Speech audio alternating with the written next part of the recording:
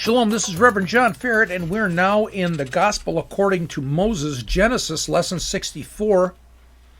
And I titled this, Do the Unlawful to Prevent the Unspeakable. And we'll get to that in just a second, but before I do, I wanted to share a few comments on what I've taught before, especially here at the beginning of chapter 26. Because previously I had taught about how Isaac was like his dad Abraham. There are things in Abraham's life that seem to have been repeated in Isaac's life. In Judaism, they have a saying, Ma'aseh avot sinam le'banim. The deeds of the fathers are signs for the sons. So let's take a look at this. Genesis 26, verses 1 through 6. Now there was a famine in the land besides the previous famine that had occurred in the days of Abraham. So Isaac went to Gerar, to Abimelech, king of the Philistines. The Lord appeared to him and said, Do not go down to Egypt. Stay in the land of which I shall tell you.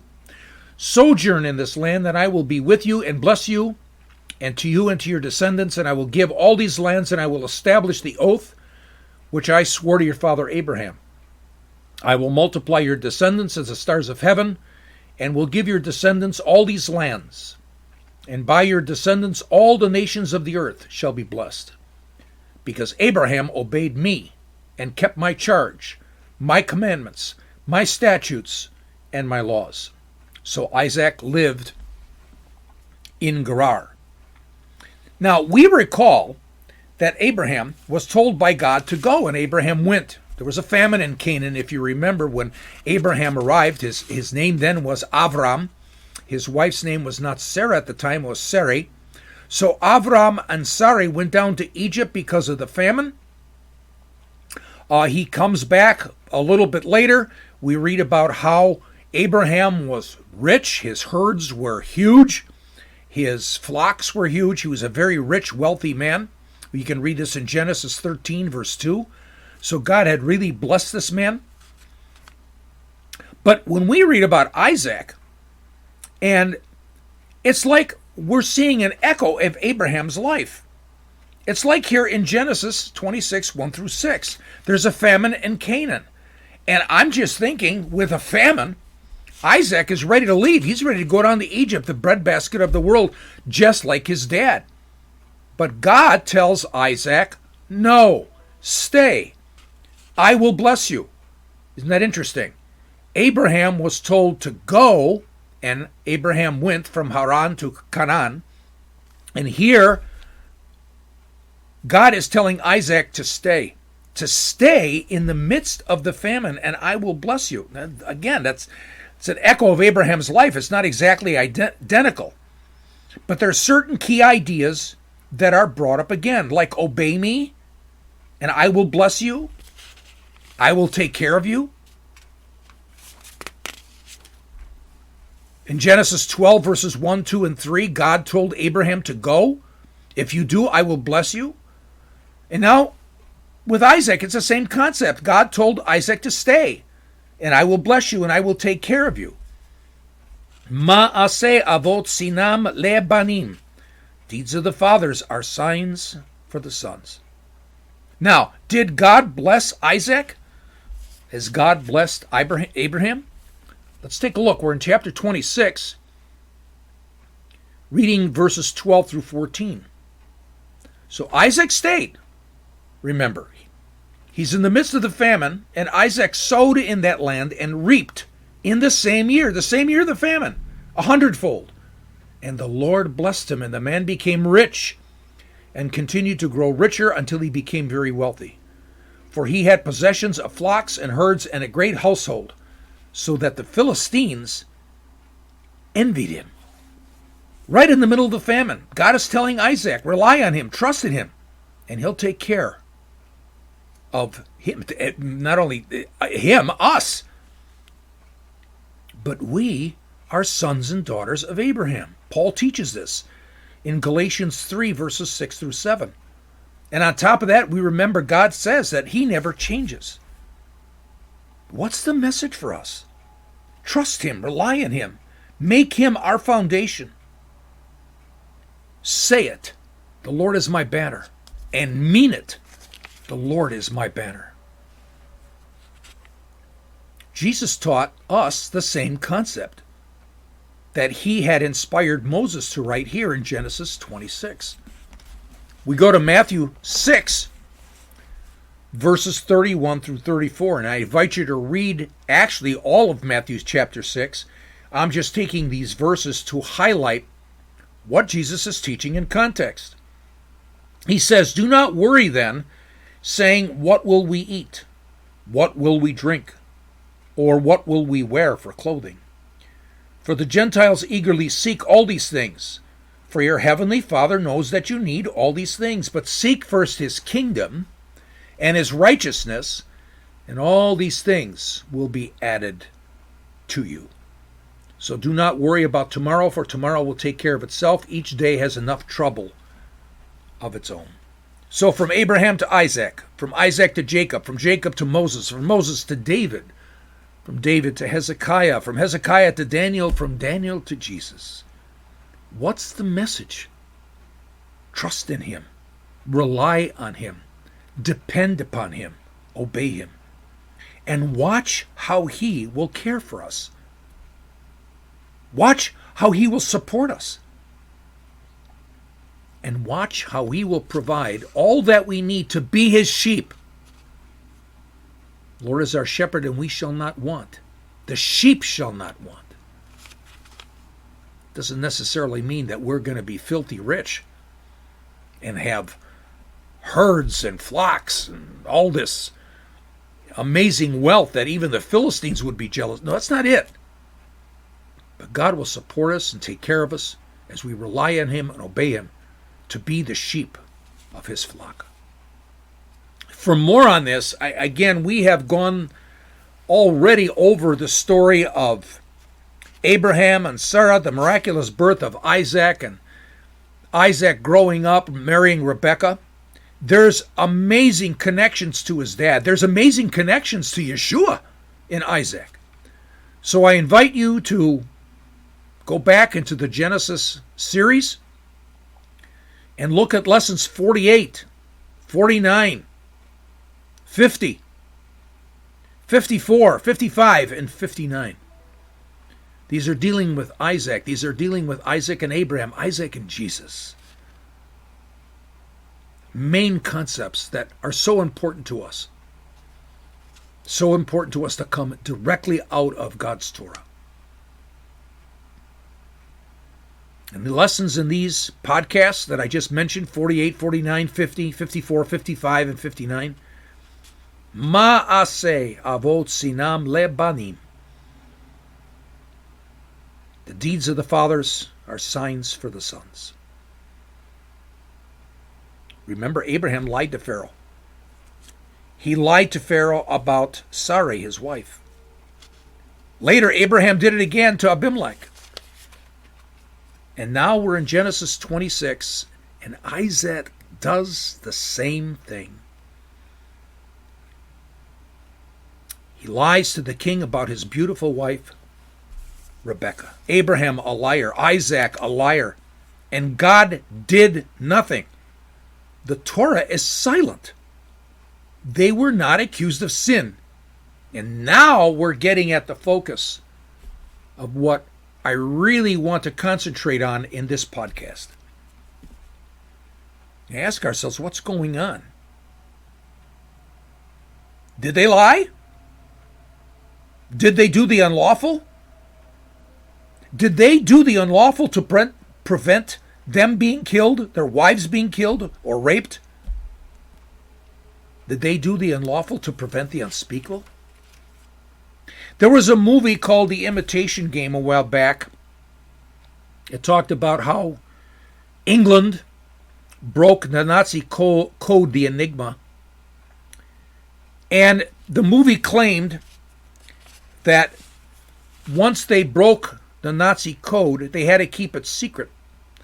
they learned through the Nazi code that there was going to be a bombing of Coventry, England, and that Churchill actually did not say anything about the Enigma, and hundreds of people were killed in Coventry because they would not in any way intercept the bombers that were going to Coventry, because then they would be telling the Nazis that they broke the Enigma. And the reason why England did not want in any way the Nazis to understand that they broke the Enigma, they understood that the Nazis were developing an atomic bomb. And if for some reason the Nazis would have understood that England broke the Enigma, they would have changed all the secret coding and they would have to start at ground zero. In other words, they would have to do the unlawful, do the terrible to prevent the unspeakable. Now, this probably didn't happen, but it is a story that talks about what would you do in that situation. Would you do the unlawful to prevent the unspeakable? In the movie, it's just like Abraham and Isaac. But this was also true among the non-Jews of Europe. True. Story after story of Gentile Christians who lied to the Nazis to protect Jews from being taken to the camps and to the gas chambers. They did something biblically unlawful to prevent the unspeakable. So this is our focus in Lesson 64. It challenges us. God says, do not lie in Leviticus chapter 11. It's a sin. Then what about the Bible liars? Abraham, Isaac, Rahab, David. On top of that, you guys, what would you do? What would happen if you're between a rock and a hard place? What if you were in an impossible dilemma? Would you do the unlawful to prevent the unspeakable? So come, let's go study. And let's study this concept of doing the unlawful to prevent the unspeakable.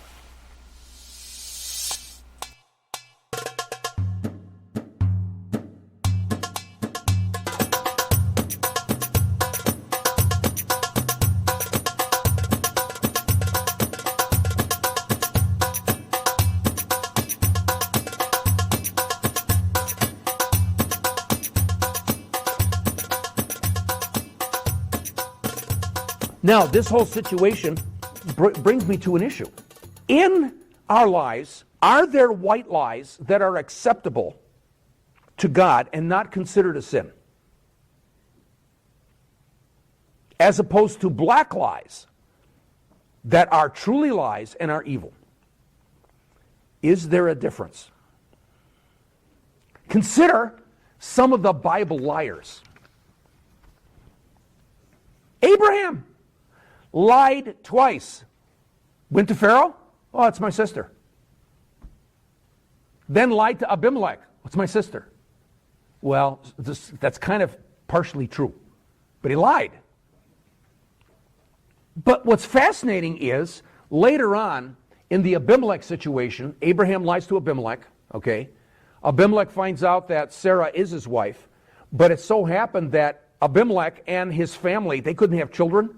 So Abraham, the liar, prays, and God answers Abraham's prayer so that Abimelech, that his wives and his mates could have children. So here's a liar, and God answers his prayer. Interesting. He lied about Sarah twice, and here's the situation. Remember this. If he lies to Pharaoh, he lives, Sarah is raped, but maybe one day they may be back together again. Because she'll be taken advantage of by Pharaoh. Okay? If he lies, he lives. She's raped, but they may be back together again. If he doesn't lie, he's a dead man. He's caught between a rock and a hard place. What are you going to do? He lied. Now, is that a white lie? Is that accepted by God? Let me keep on going. Sarah, she's complicit with Abraham. She didn't say a word. Abraham says, I'm going to lie. Great, no problem. I'll go along with it. Now, God never mentions her sin. Oh, and by the way, remember when the three angels show up, and one of them is God. And God is saying, and Sarah overhears this, and this time next year, Sarah will have a son. And she's laughing. And God, who's one of the angels, said, did you laugh? He said, I didn't laugh. Liar. Okay? God never condemns her for lying. Matter of fact, Sarah never asked for forgiveness, and 1 year later she had Isaac. What? What's going on here? Isaac, just like his dad, he lied to Abimelech. Probably a different king, because the word Abimelech is Abimelech. Abimelech. My father the king. My father the king. That's not a name. So it could be the next king of the Philistines. It could be the same one. So he says, Rebecca is my sister. She's complicit. He's the child of promise. He's the one. I mean, God and Torah are the silent. And on top of that, this liar, Isaac, okay, and his complicit wife, they're in the midst of a famine. So you would think God would say, oh, those liars, let them die and let them starve to death. No, he comes to Isaac and stay here, and I'm going to bless you. And so we just read it. This guy becomes fantastically rich. The liar. No mention in there of God saying, you need to seek repentance. You need to go to confession and see oh, that's Catholicism. That wasn't invented yet. Anyway, so it's not there. Rebecca, she told Jacob to lie. She saw the danger to the family, right? The danger to the bait up. Now, again, like I said, if you don't have these discovery guides by Ray Vanderland for the DVDs that you're getting, you're missing a big point. It's full of stuff. Okay? That's not in the DVD. I mean, you have a lesson for 20 minutes, and then he goes into the rest of the story in here for pages and pages and pages. Now, she takes matters into her own hands. So the question is, when she takes matters into this is the great discussions we have as Christians. Was that God's plan A? Or did God have a plan B? Or did he have a plan C? We can speculate all you want. The Torah only says this is what happened. I don't know what we do with that. And you can speculate till the cows come home or the sheep come home, since Isaac was a shepherd. Okay, the thing is that was there a plan A, a plan B, a plan C? I don't know. The Torah doesn't say. She did it for a greater good. She did it to save the family. Jacob lies outright to his dad. I am Esau, he says. Liar! But he's obeying his mother. Does that justify the lie? Both are in this together. Deceive the deceiver, save the family. Now in Leviticus 19:11, by the way, this is interesting for you. There are 10 commandments. One of the commandments says that you shall not bear false witness against your neighbor. That's a legal term, so you will not lie in court. That's all it means. Commandment number 10 has got nothing to do with just lying. You need to understand the Hebrew and the legal terms of the ancient Near East. But in Leviticus 19:11, God says, and do not lie. The Hebrew word there is shakar, which means to color over with a paintbrush. Isn't that a wonderful picture of lying? I like that. That's Hebrew. Okay? You're covering over the truth with a paintbrush. Jacob, Rebecca, broke Torah. Rahab. Remember the two Hebrews? They came in to spy the city of Jericho. She lied to the Canaanites in the city. Oh, no, I don't know where they must have left. In the meantime, what are they hiding under a bed or on the roof? On the roof, yeah, exactly. She lied to save she's a liar. And what does God do? Saves her and her family. And on top of that, she's mentioned as one of the ancestors of Jesus. The liar. Huh? David. He leaves the situation where Saul, he finds out through his friend Jonathan, that indeed Jonathan, because of the arrow situation, okay, he finds out that Saul is out to kill him. So he leaves, and the first place he goes to is a city called Nob, which was a suburb of, at that time, the city of Jebus. You know it as Jerusalem. It becomes Jerusalem later.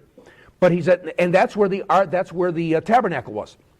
And he goes there, and the high priest says, "Hey, David, what are you doing?" And David lies to him and says, "I'm on a secret mission for the king."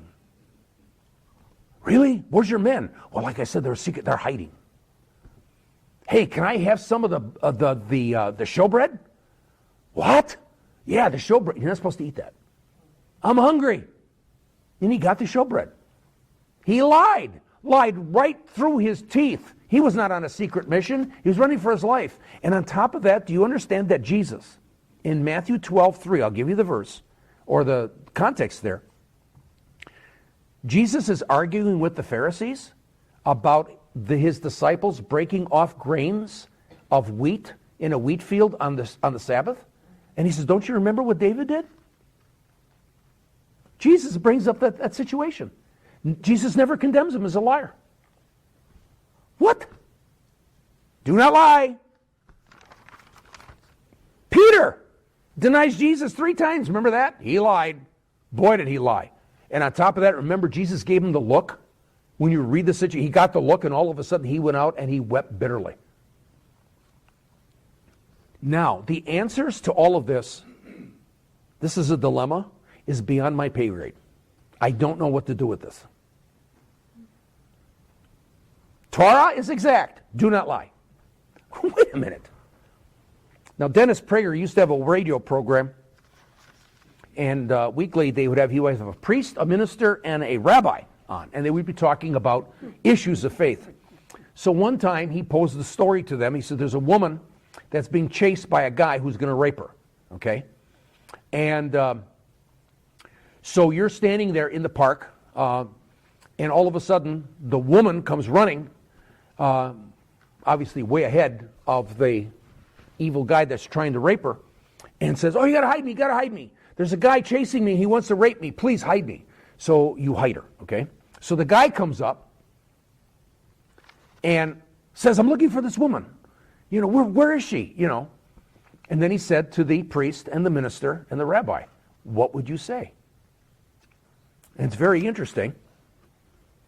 The priest said, "Well, you've got to make sure you don't lie."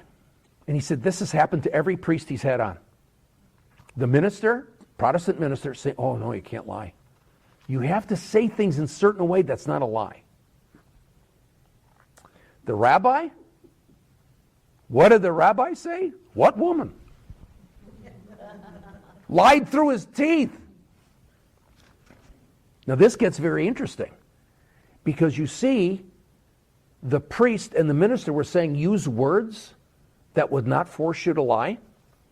Remember Corrie Ten Bloom, okay? In her book, The Hiding Place, she was visiting her sister-in-law. Her sister-in-law, Nali, and they were in Belgium or wherever, Holland. Now the 2 boys of her sister-in-law,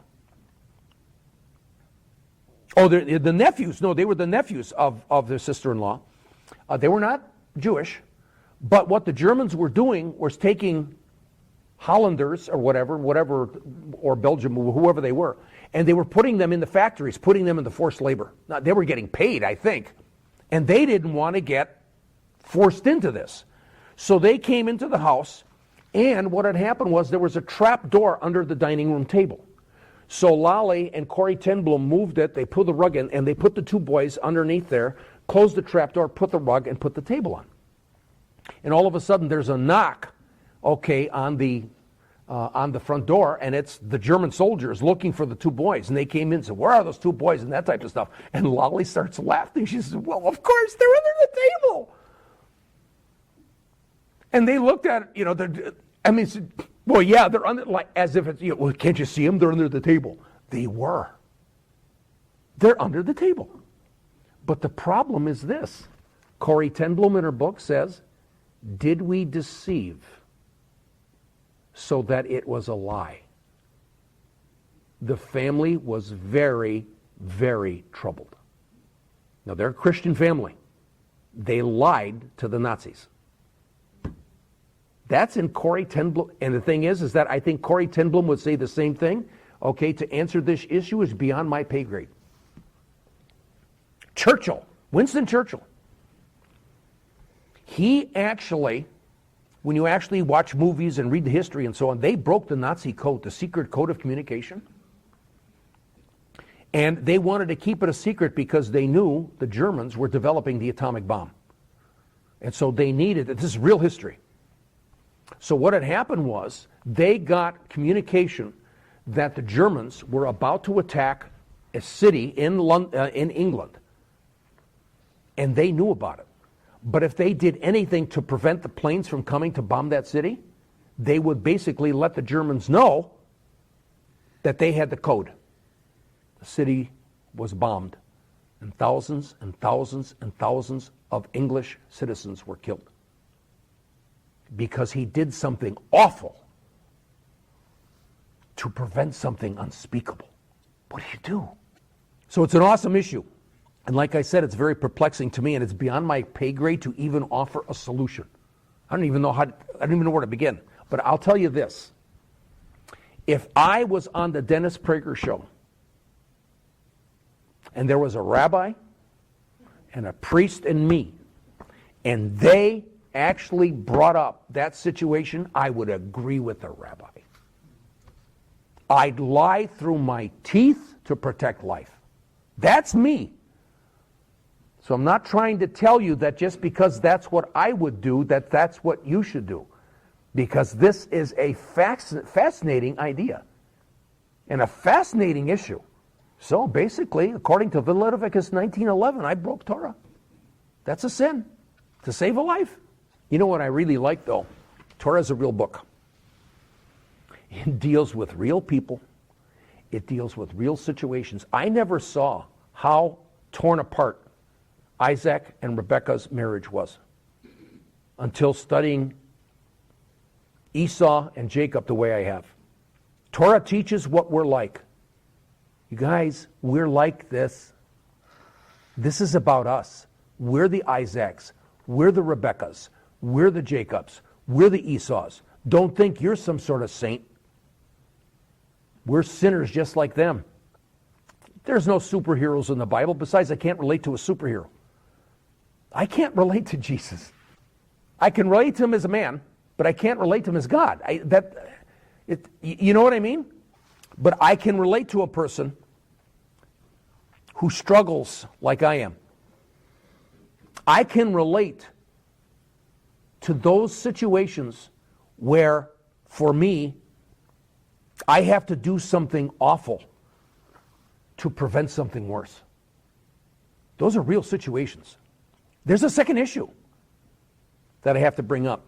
Jumps out at me. Isaac is blind. Okay, now he had a blindness that wasn't physical blindness because he preferred Esau. He was blinded by his son, macho guy, and that type of stuff. But there was a real blindness too. And it was interesting because as I was studying, I remember in one of the commentaries, I can't remember if it was Corrie or JPS or whatever, whoever the commentator was, it talked about blindness is something that's used a lot in the Bible. And I figured, well, this is a good time to, check that out. And when I looked at that, the blindness of Isaac was a physical blindness. But aren't we just like him? Aren't we blinded, to the truth? That's why you're here tonight. We want to know the truth. And not that I am the sole source of truth. We know God is the sole source of truth. So we take Bible studies, we read, we're studying. There's a lot of people. This is why we're doing that, to seek that. But all of us are susceptible to teachers who tickle our ears. That's what we like. Oh, I love that. It took me a long time to get away, or a long time to realize that there are teachers who tickle my ears because it just sounds so cool, and it's garbage. So I want to consider the following. statement in the Torah. Deuteronomy 29:3. Actually, in your Bibles, because there is not a proper transfer of these verses, a numbering system from the Hebrew Bible to the Christian Bible. So yours would be Genesis 29:4. But it basically is this. Let me read this from the Fox translation. But Yahweh has not given you a mind to know, or eyes to see, or ears to hear until this day. Okay? Now mind, you have heart in there, because that's exactly what was going on in the ancient Near East. The heart was the place where your mental capability was. So therefore you'll see heart. And that's what it is in Hebrew. Fox is trying to give you the idea it really means mind, but it's really heart, because that's what they believed in the ancient Near East. So it should say, but Yahweh has not given you a heart to know, or eyes to see, or ears to hear until this day. Now this is interesting. The New American Standard doesn't say it that way. New American Standard says, yet to this day, the Lord has not given you eyes to see, or ears to hear, or heart to understand. The ESV has a different way. And it says, but to this day, the Lord has not given you. So it's very interesting, and there's a debate among the commentaries. Does it mean this?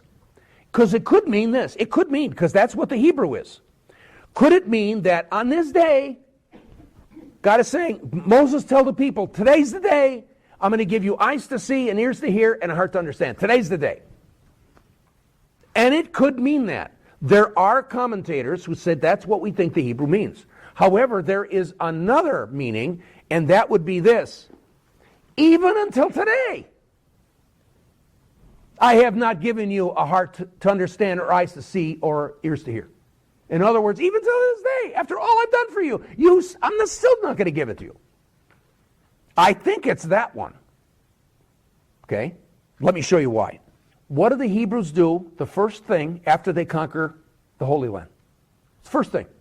Judges 2 verse 10. That whole generation turned from God and started serving the Canaanite gods of Baal. Wait a minute. If indeed in Deuteronomy 29:4 it says, today's the day, you got it, yay, you got a heart to understand and eyes to see and ears to hear, then why did you turn away? Let's take a look again. I'm going to go to 32:28. Just a few verses, few pages later in Deuteronomy. Look what God says. And by the way, this is in what they call the Song of Moses. God has told Moses that they're supposed to sing this song starting in verse 32. So this is what's going to be about the future.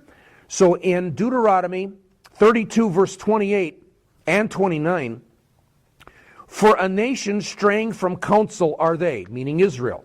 In them there is no understanding. If only they were wise, they would contemplate this. They would understand their future. Okay?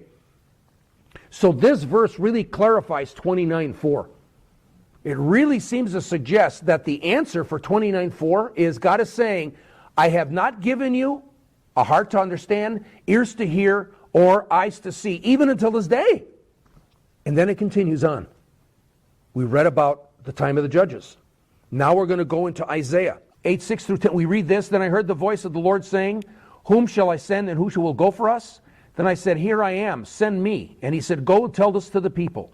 Keep on listening, but do not perceive. Keep on looking, but do not understand. Render the hearts of this people insensitive, their ears dull and their eyes dim. Otherwise they might see with their eyes and hear with their ears and understand with their hearts and return and be healed.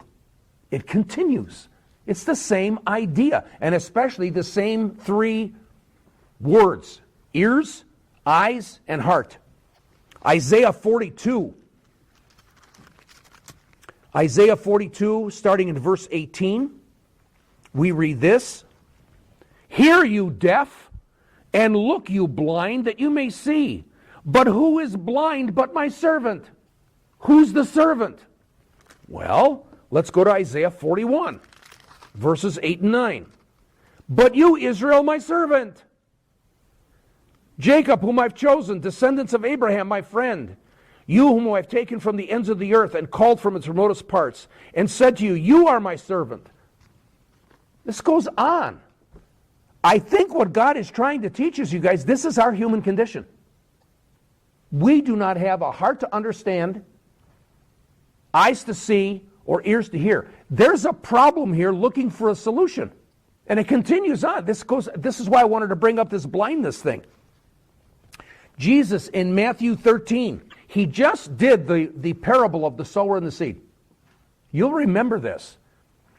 He tells his disciples, to you guys it's been given the right to know these aspects. But then he says this in verse 13, therefore I speak to them in parables, because while seeing they do not see, and while hearing they do not hear, nor do they understand. In their case, the prophecy of Isaiah is being fulfilled, which says, you will keep on hearing but will not understand, you will keep on seeing but will not perceive. For the heart of this people has become dull. With their ears they scarcely hear, and they have closed their eyes. Otherwise they would see with their eyes, hear with their ears, and understand with their heart, and return, and I would heal them. Paul does the same thing. And then we go all the way to the book of Revelation. Jew and Gentile alike in the city of Laodicea. There were Gentiles in that assembly. Probably a messianic assembly, probably doing Judaism, okay, but as Christians, living that Jesus Christ is Messiah and Lord. And what do we read there? I know your deeds. So I'm in, by the way, Revelation 3, starting in verse 15. I know your deeds, that you are neither cold nor hot.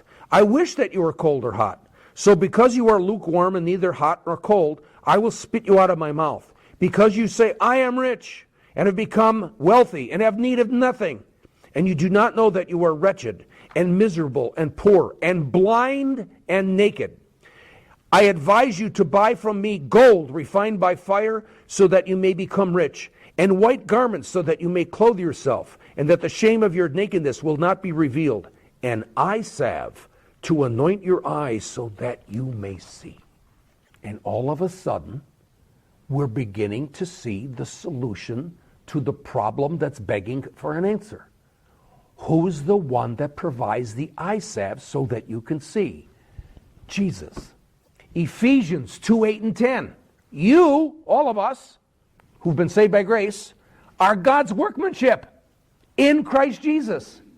We're his workmanship. Somehow he's done something to us because of the cross. And what has he done? 2 Corinthians 5:17. In Christ, you're new creatures.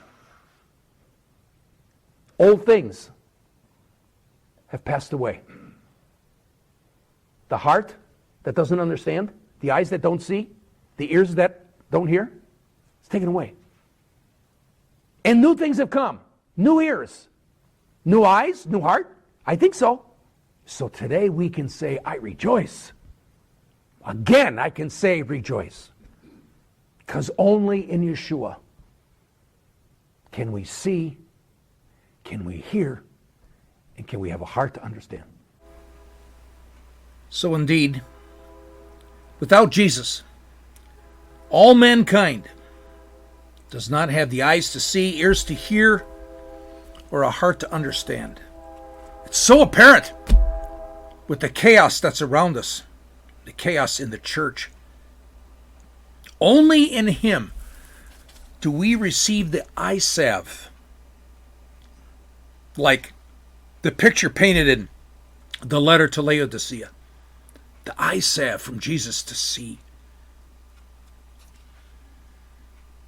Indeed, if we immerse ourselves in him and his word, he helps us see and hear and understand the truth. And understand the truth that sets us free. So let's rejoice. We are new men and women in Jesus. Something happens. Just like I taught here at the beginning of lesson 64. Be like Abba. Be like our dad. Be like Abraham. Why? Abraham relied on God. He trusted in him. We want to be the same, to totally dependent on our Father. Release ourselves to him, because in Psalm 23 and verse 4 it talks about the fact that even in the valley of shadow of death, he is with us. Now, as we go into lesson 65, we're going to learn more about Esau. We're going to find out that his name means Edom, which means red. We're going to talk about his grandson Abimelech. And we're going to talk about the different tribes that come out of Esau, the Edomites and the Amalekites. And they are enemies of Israel throughout the rest of the book. I'm going to take a look at this and see how it even carries on to the end of times. So Esau is Edom, the father of the Edomites, the father of the red ones, Edom. Just curious, interesting thought. If you go to Revelation chapter 12, you're going to read about the great red dragon, Satan, the devil. Red. Edom. Is there a connection? Is there a connection from Revelation back to the days of Jacob and Esau?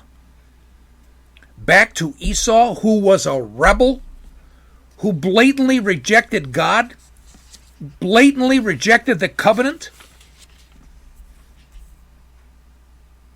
just like Satan is a rebel.